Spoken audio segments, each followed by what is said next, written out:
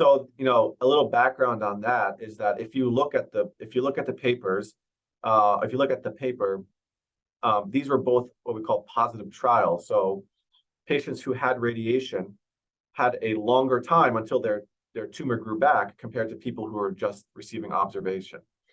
And so, a positive trial, that means that this type of treatment worked for a lot of patients. But if you look at the nitty-gritty and you look at the curves, you'll notice that unfortunately there are some patients that really quickly developed their tumor grew back very quickly after getting treatment. So while we know that in a large group of patients, if you group them all together, there's a benefit to this treatment, not everyone benefits equally. And so the idea behind classifying these patients into high risk or not having high risk mutations is to say, can we identify patients who maybe are not responding optimally to this treatment? And can we use genetics to do that? And then using that information in the future, come up with new treatment paradigms. And so based on some other work within prostate cancer, we identified 5 mutations that we felt were quote unquote high risk for having disease progression following metastasis-directed therapy. And these were pathogenic mutations in ATM, BRCA1, BRCA2, retinoblastoma, and TP53. And so that's how we classified patients into being either high risk or not high risk.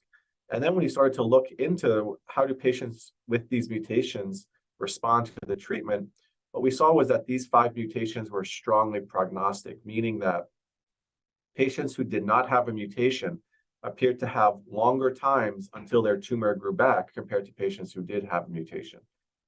And in addition to that, if you sort of did a little bit more higher level analyses, it appears that these biomarkers could potentially be predictive. And so a predictive biomarker helps you decide, does a patient benefit from this treatment? And the caveat here is that these were a little bit lower numbers of patients. And so this has to be evaluated in a much larger study. But it appeared that actually the magnitude of benefit for integrating radiation into patients who had a high-risk mutation was a lot larger than those who didn't have a high-risk mutation, sort of suggesting that being aggressive with your treatment in patients who have these high-risk mutations might differentially benefit them compared to those who don't have a high-risk mutation. So there's a lot that can come out of this, and we're hoping to move it forward in the future.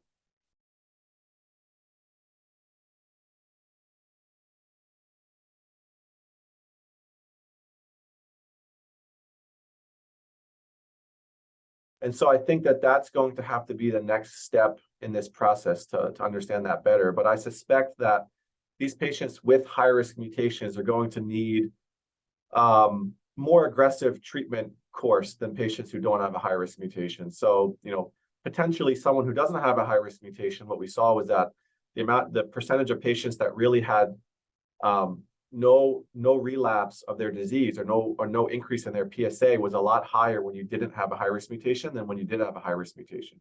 So potentially you could say, well, if you don't have a high-risk mutation, this might be a patient who really benefits from just using radiation alone, and maybe you don't need any other treatments up front. You can see how you respond to radiation and see if that can prolong the time that you have to start hormone therapy. As opposed to these patients who do have a high-risk mutation, maybe these are the ones that are going to need an intensification of treatment and have more than one treatment thing. They're going to need radiation. They're going to need some other treatment that's integrated into that in addition to the radiation. And so that's to be determined, but I think that's the course that this is going to go down, that patients with a high-risk mutation represent more aggressive disease and they need more treatment than those who don't have a high-risk mutation.